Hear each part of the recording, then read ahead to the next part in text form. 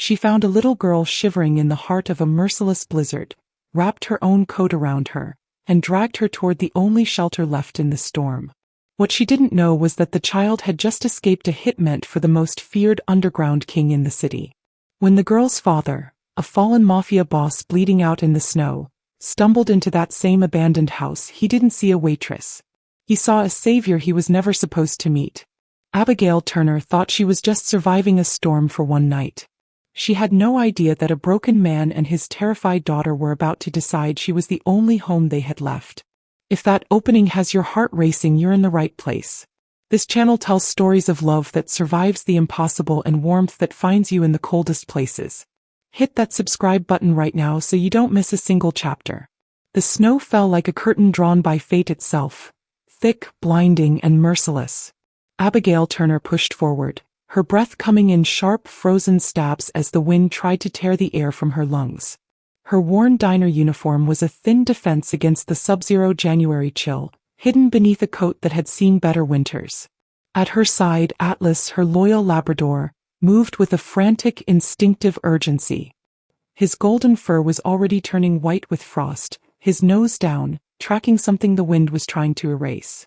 Abigail was just looking for shelter, anywhere to survive the night, until Atlas stopped dead in his tracks and let out a low, mournful whimper.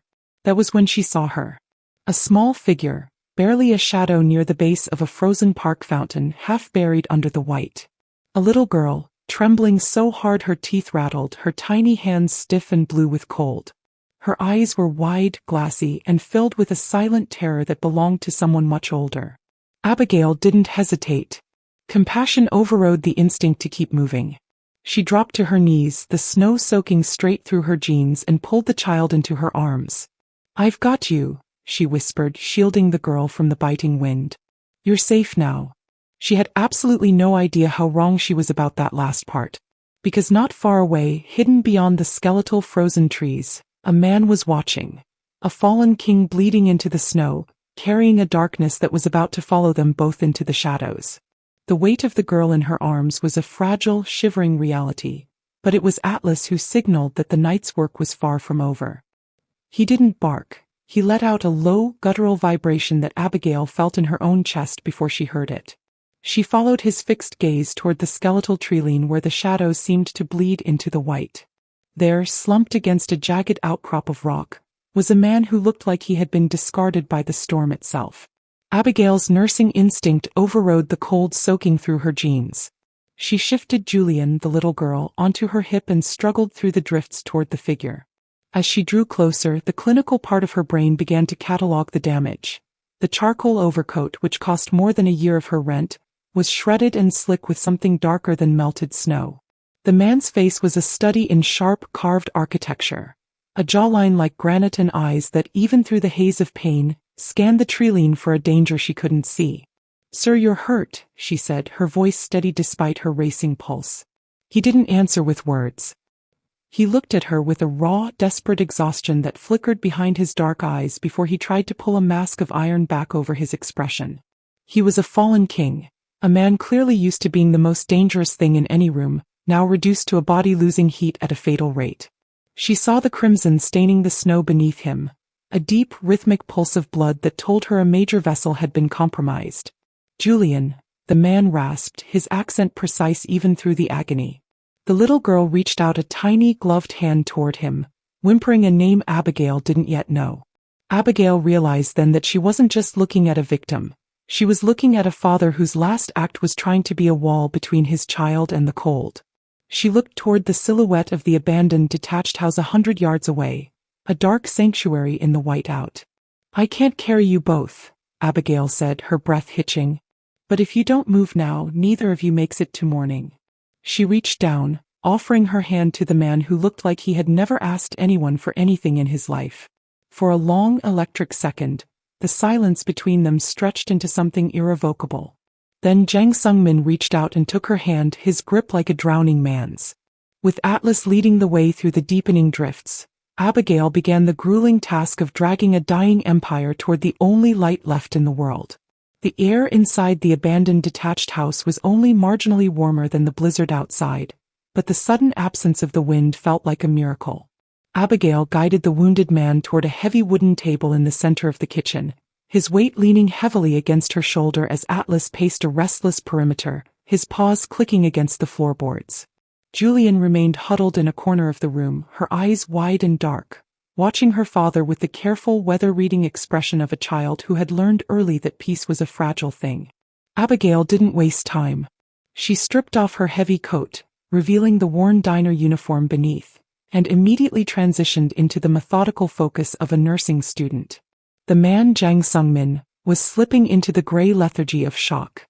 His face, which Abigail now saw was characterized by clean, sharp architecture and high cheekbones, was dangerously pale. She worked with the quiet urgency of someone who knew that behavior, and silence, was its own form of communication. "I need to see the wound," she said, her voice dropping into the steady, professional tone she used during her clinical rotations.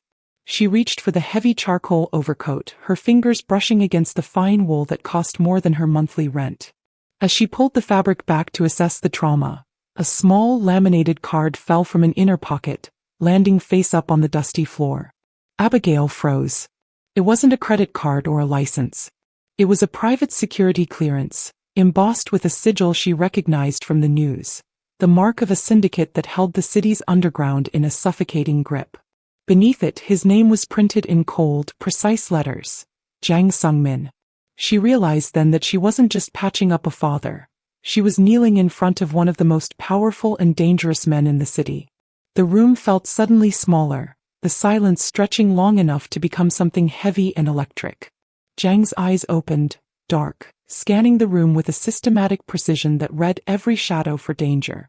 Even wounded, the raw power he radiated was a physical weight. For a second, Abigail's hands trembled. She thought about her life, her apartment, and the Saturday that still technically existed outside these walls.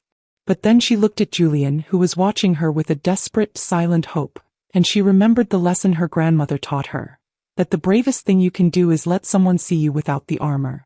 "You're a long way from your penthouse," she whispered, meeting his cold gaze without flinching. She didn't wait for his permission.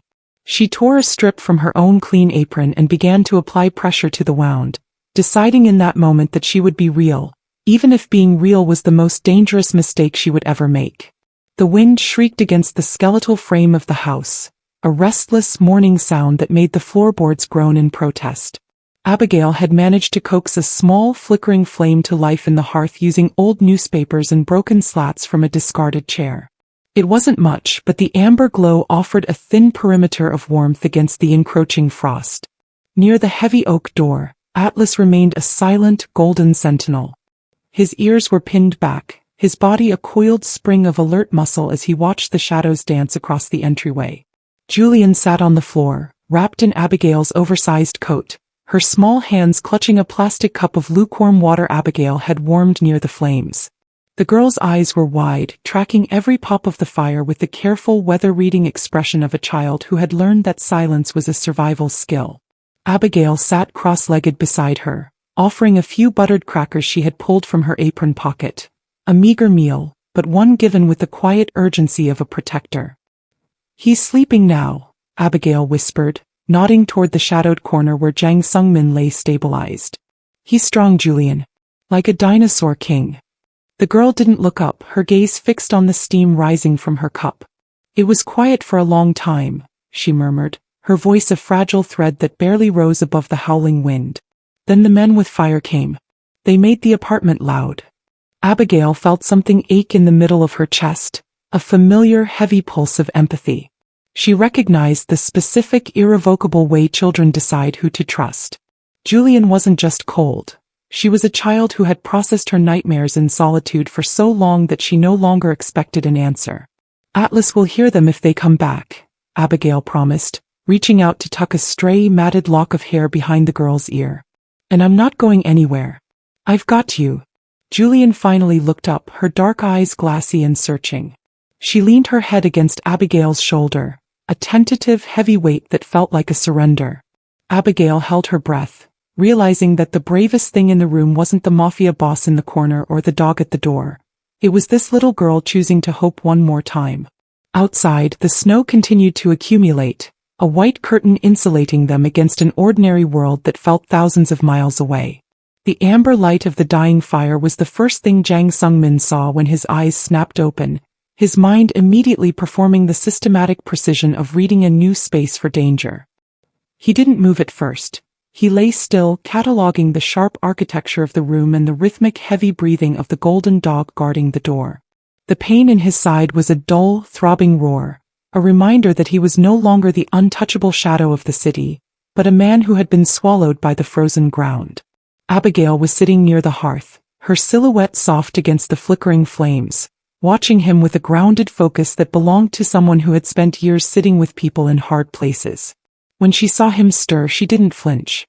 She simply held a cup of water out, her gaze returning his without a flicker of the fear he was used to seeing in those who knew his name. "You're awake," she said quietly, her voice level even though her pulse was anything but. Jang struggled to sit up, his muscles screaming in protest. He looked at her, really looked, noting the worn diner uniform and the traces of dried blood on her hands. A realization landed with the cold weight of the January snow. An ordinary woman, a waitress with no ties to his world, had seen his face at its most vulnerable. In his world, that kind of knowledge was a liability that usually ended in total silence. "You should have left me in the park," he rasped, his voice like grinding stones. His eyes scanned the room, finding Julian asleep under Abigail's coat, the small girl's fingers still digging into the fabric as if she would need a crowbar to break her grip. Abigail set the cup down on the floorboards with a deliberate click. "I'm a nursing student, Mr. Sung-min," she replied, her tone making it clear that her compassion overrode the inconvenience of his identity. "I don't leave people to freeze because their names are dangerous." Jang looked at the girl, then back at the woman who had planted herself in this narrow aisle of fate. He was a man who had spent a decade making himself unreadable, a man who had never in his life asked anyone for anything. Yet here she was, offering a miracle he hadn't planned for. The silence that followed was not empty, but heavy with the specific, irrevocable decision they had both just made. He reached out, his hand hovering near the cup, and Abigail realized the reserve was gone. The door to his world had been opened the rest of the way. The fire had burned down to a rhythmic, pulsing glow, casting long shadows that seemed to crawl across the peeling wallpaper of the abandoned house. Julian stirred under the weight of Abigail's coat, her eyes opening with the same focused, quiet intensity Abigail had seen in her father. The little girl didn't reach for a toy or ask for a snack. Instead, she sat up and watched the frost crystallizing on the window pane with a systematic precision that made Abigail's heart ache. Abigail moved closer, her own breath visible in the freezing air of the kitchen. "The storm is still loud, Julian," she whispered, offering a small, reassuring smile. "But Atlas is right here. He's the best at keeping watch." Julian turned her gaze away from the window, her expression carrying the specific, exhausted honesty of someone who had stopped protecting themselves from the truth. "The storm is just noise," the girl said, her voice dropping to a whisper, like her name had been kept quiet for a long time. "The men with fire. They don't make noise until the end. They came into our house and made the walls go away. Everything was loud and hot." Abigail felt the temperature in the room seemed to drop 10 degrees, though the fire hadn't flickered. The girl described the nightmares in the flat, matter-of-fact way of a child who had processed them in solitude for too long. She spoke of the men with fire who had followed them from the city, describing the systematic way they moved through spaces. Abigail realized then that this wasn't just a child who had learned that trust wasn't freely given. This was a child who knew exactly what she was looking at when she searched for the exits with her eyes. "They're looking for Appa," Julian continued, her small fingers patient and precise as she pleated the fabric of the coat. "They have the fire in their hands and they don't care about the snow." Abigail looked toward the corner where Jang Sung-min lay, his sharp jaw set even in his troubled sleep. She had thought the blizzard was their primary enemy, a natural force they simply had to outlast. But as she watched Julian find language for the things she'd been carrying alone, Abigail understood the exhausting mathematics of their situation. They weren't just sheltering from a snowstorm of fate. They were being hunted by a human darkness that was far more relentless than the weather. And the abandoned house was not a sanctuary but a target. The rhythmic pulsing glow of the fire had begun to falter, and with it the fragile stability of Jang Sung-min's condition. Abigail knelt beside him, her hands steady but her heart racing as she performed a systematic precision check of his vitals. The improvised bandage she had fashioned from her apron was now saturated with fresh crimson, a sign that the internal trauma was far deeper than she had initially assessed. His skin was dangerously pale, his breathing coming in shallow, ragged hitches that spoke of a body losing the exhausting mathematics of survival. "You're losing too much heat," she whispered, the professional part of her brain already cataloging the supplies she lacked. She needed antiseptic, clean gauze, and a way to cauterize the persistent bleed, or the fallen king would be nothing more than a memory by dawn. She looked at Julian, who was watching with the careful weather-reading expression of a child who knew exactly what a fading pulse meant. The blizzard outside was a howling, blinding curtain, a whiteout that had swallowed the skeletal trees and the very world they knew. Abigail knew that stepping out into the 11 degrees Fahrenheit night was a gamble with mortality, a decision that adults spend years trying to undo. But she also knew that behavior is always communication. The way Jang's hand tightened instinctively around the cup of water told her he wasn't ready to leave his daughter alone in the cold. "Atlas, stay," she commanded, her voice low and absolute.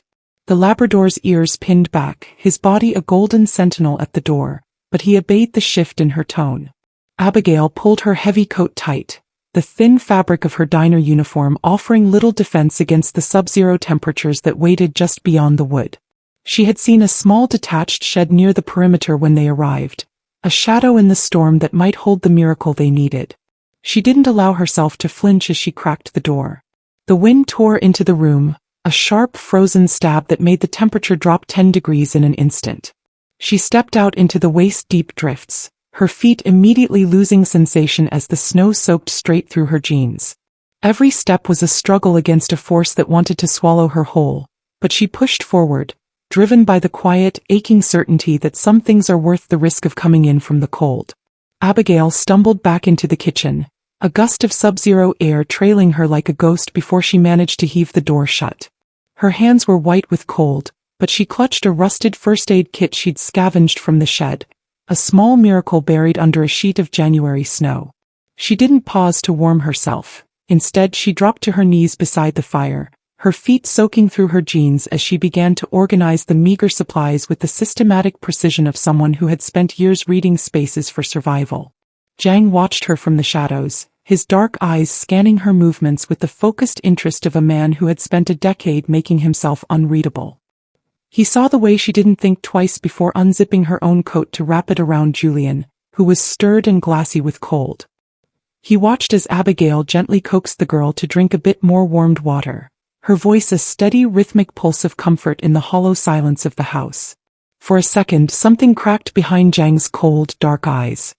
He had spent his life building an empire of polished stone and impossible ceilings, a place where beauty was purchased but joy was not. He had provided safety, attended important events, and kept the world at a distance, yet his daughter had still ended up freezing in a park because he had grieved somewhere she couldn't see. He realized that all his power had never provided the kind of warmth this waitress was giving for free, a warmth that didn't come from the fireplace, but from a quiet, aching empathy he had forgotten existed. "You don't need instructions," he rasped, his voice low and deliberate. It was the first time he looked at her not as a liability, but as something rare he was not prepared to lose sight of. Abigail didn't flinch. She simply met his gaze, her thumb brushing the corner of Julian's jaw to release the tension there.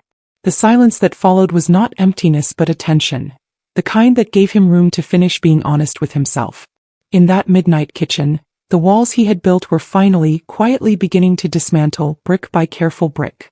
The temperature in the room seemed to drop another 10 degrees as Atlas went completely still, his golden body a coiled spring of alert muscle.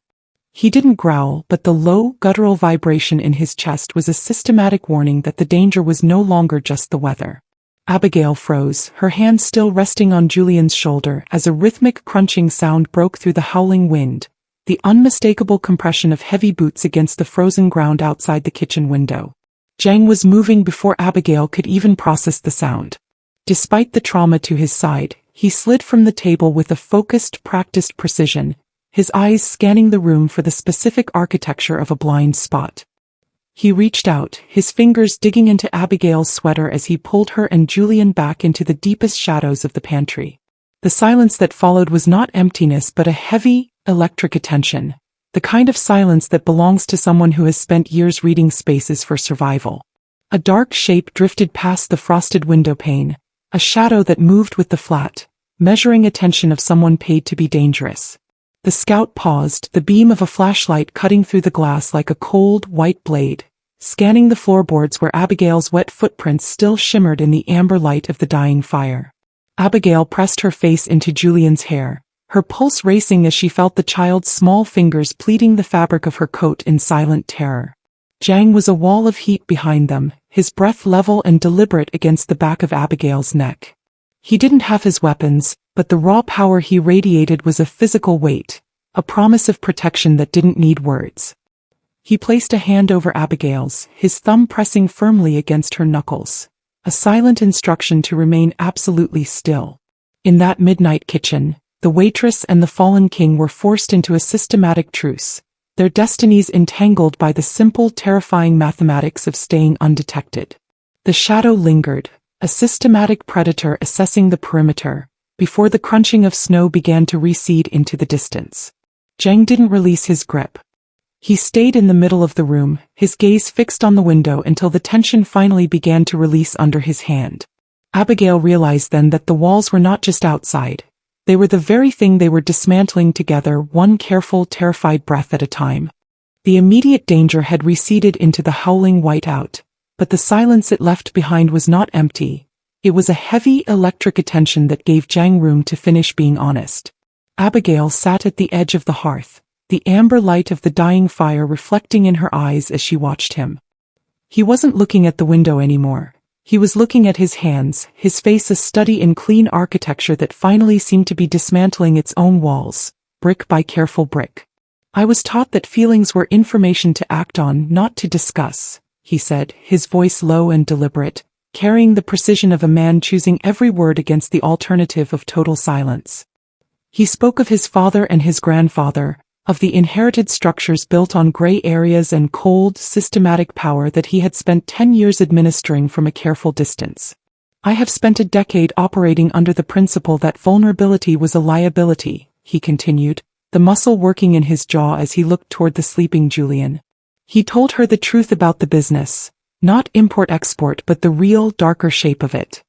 He confessed that when Julian was born he had already decided he would not pass these structures on, that he was currently, methodically, unwinding the legal complexities to ensure she never had to seek safety in the same ordered, dangerous knowledge he had. "I have been living in contradiction for too long," he admitted, his eyes coming up dark and direct, carrying the specific exhausted honesty of a man who had stopped protecting himself from the truth. A man who protects the people he loves while participating in something that endangers people he doesn't know. He looked at Abigail, realizing that her grounded focus was the first real warmth this house, and his life, had felt in years. Abigail remained very still, providing the kind of silence that was not emptiness but attention. She understood that he was coming in from the cold, learning one careful degree at a time whether it was safe to stay. "Then let's not waste the time we have," she said softly, reaching out to touch the corner of his jaw where she had watched the tension live for hours. The muscle released under her hand, and for the first time the fallen king looked like a man who believed his life could still be changed into something worth keeping. The heavy, suffocating silence of the blizzard finally began to fracture as the first pale light of dawn touched the frost on the window panes. Outside, the storm was breaking, the relentless howling wind fading into a deceptive icy calm that transformed the landscape into a graveyard of white. But the peace was an illusion. Near the entryway, Atlas went completely rigid, his golden body a coiled spring of alert muscle that ignored the sudden stillness of the air. He didn't bark, he let out a low, guttural vibration that Abigail felt in the soles of her feet, a systematic warning that the human darkness was closing in faster than the weather could recede. Abigail stood up, her pulse racing as she saw the way Atlas's ears pinned back toward the heavy oak door. She looked at Jang Sung-min, who was already on his feet, his face a study in clean, sharp architecture that had returned to its systematic precision of reading a space for danger. The thaw of the night was gone, replaced by the flat, measuring attention of a man who knew exactly what the crunch of heavy boots on frozen ground meant. "They're here," he said, his voice a low and deliberate whisper that made the temperature in the kitchen seem to drop another 10 degrees. He didn't offer his hand, but his gaze swept the room, finding Julian, who had gone completely still against Abigail's chest, her small fingers digging into the fabric of the waitress uniform with a grip that would have required a crowbar to break. The sanctuary was no longer safe. Abigail realized with the exhausting mathematics of survival that the abandoned house was now a cage. "We have to go," she whispered, her voice steady despite the electricity at the back of her neck. She didn't think about her Saturday or her ordinary life. She only thought about the blue tint that had finally left Julian's lips and the man who was dismantling his walls brick by careful brick to save them. Jang nodded once, a systematic and absolute decision. He motioned for them to move toward the rear exit, away from the front fountain where the shadows were already beginning to lengthen. With Atlas leading the way, they stepped out of the shadows of the detached house and back into the cold, forced to leave the only warmth they had found to face a reality that was no longer unhurried. The bridge overlook was a skeletal finger of rusted steel stretching over the black churning waters of the river, the only path that led away from the abandoned house and toward the distant flickering lights of the city. The snow had stopped falling, leaving a world of jagged silence where every footstep sounded like a gunshot. As they reached the center of the span, Atlas let out a sharp, definitive growl, his golden fur bristling. Behind them, 3 shadows emerged from the treeline, men moving with the systematic precision of hunters who had finally cornered their prey. Jang Sung-min stopped. He didn't look at the men. He looked at Abigail, his face a study in clean architecture and exhausted honesty. The wound at his side had begun to bleed again, a dark bloom against his charcoal coat, but he stood with the absolute force of a man who had made his final decision. He reached out and placed a hand on Abigail's shoulder, his thumb pressing into the fabric of her coat with a weight that felt like a goodbye. "Go," he said, his voice a low and deliberate rasp that carried no room for argument. "Cross the bridge. Don't look back until you reach the main road." Abigail shook her head, her pulse racing as she tightened her grip on Julian's hand. "We aren't leaving you. You're still wounded, you can't." "I have spent 10 years positioning myself at the edges of rooms so I could watch the exits," Jang interrupted, his dark eyes scanning the approaching men with a flat, measuring attention. "For the first time in my life, I am exactly where I am supposed to be. I am the exit now." He looked down at Julian, who was watching him with the careful, weather-reading expression of a child who understood the exhausting mathematics of sacrifice. He leaned down, touching his forehead to hers for a brief, electric second. "I will find you on the other side of the wall, Julian. I promise." He stood up and turned toward the shadows, his silhouette tall and broad against the moonlight, a fallen king preparing to hold the line. He didn't have a weapon, but he had the contained and absolute force of a man who had finally decided that vulnerability was no longer a liability, but the only thing worth fighting for. "Abigail," he called out without turning around. "Thank you for the Thursdays." Abigail felt something break open in the middle of her chest, a quiet, aching realization that this was the bravest thing she would ever witness. She pulled Julian forward, her feet moving with instinctive urgency as Atlas led them toward the far bank. Behind them, the sounds of the confrontation began, the heavy, rhythmic thud of a man who refused to break. She didn't look back, but she carried the warmth of his hand on her shoulder like a shield, knowing that Jang Sung-min was no longer a monster, but a man who had finally, fully come in from the cold. The whiteout of the blizzard had been replaced by the sterile fluorescent hum of St. Jude's Medical Center, a space that smelled of antiseptic and the specific heavy silence of a place insulated against ordinary life. 2 weeks had passed since the night at the bridge, but for Abigail Turner, the passage of time had lost its linear rhythm. She sat in a rigid plastic chair at the edge of the private recovery wing, her nursing textbooks open on her lap but her eyes fixed on the rhythmic electronic pulse of the heart monitor. The roles had been irrevocably reversed. The fallen king was now a patient in a legitimate bed, and she was the one holding the vigil. Jang Sung-min lay surrounded by the systematic precision of modern medicine, tubes, monitors, and the crisp white linens of a world that didn't recognize his shadows. His face, usually a study in clean, sharp architecture, was softened by the genuine exhaustion of a man who had spent a decade surviving instead of living. He had made it off that bridge, but only just. The surgery to repair the damage had been complex, a long game played by the city's best surgeons, but the real healing was happening in the quiet spaces between his breaths. Julian sat on the floor near the bed, her small fingers patient and precise as she folded a piece of yellow paper into the shape of a crane. She didn't look like the terrified shadow Abigail had found at the frozen fountain anymore. She looked like a child who had found a miracle and was not prepared to lose sight of it. She placed the finished crane on the bedside table, adding it to a growing flock that had accumulated over the last 14 days. Abigail watched them, feeling the quiet, aching familiarity of her own heart opening. She had told herself she was a professional, that her Saturday detour into the underworld was over, but she had failed completely. She was no longer reading Jang's walls, she was reading the language underneath the silence. The way his hand would twitch toward Julian's chair in his sleep, the way he had requested her exact coffee order, with oat milk and 1 sugar, the moment he had regained consciousness. The weight of the situation was enormous, but as the afternoon light changed into something that almost felt warm, Abigail realized she was no longer afraid of the electric tension at the back of her neck.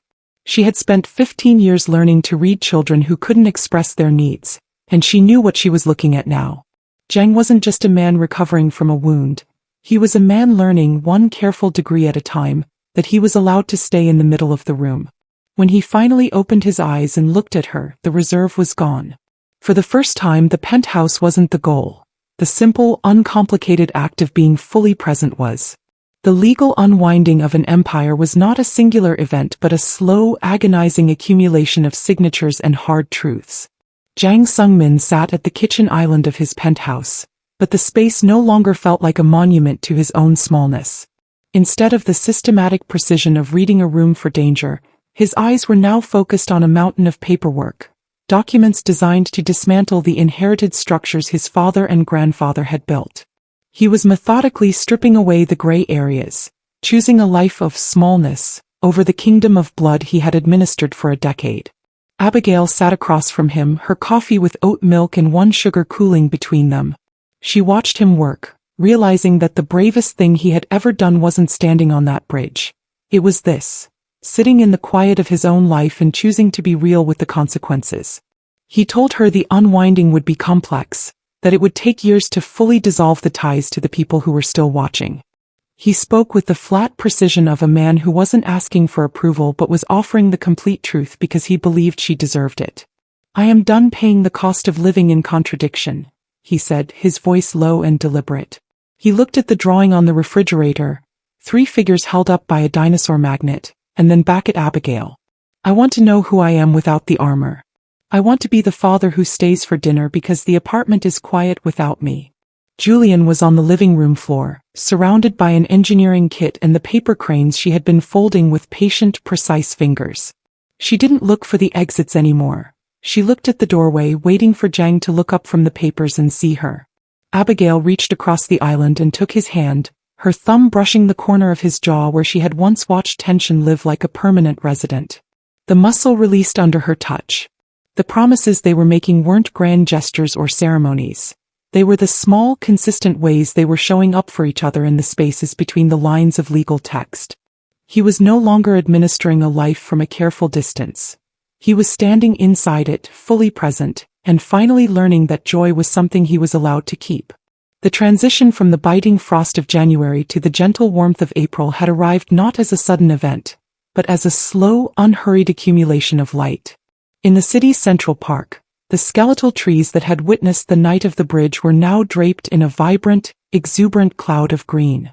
Abigail Turner sat on a picnic blanket spread across a sun-drenched field, the worn fabric of her diner uniform long since replaced by clothes that felt as light as the afternoon air.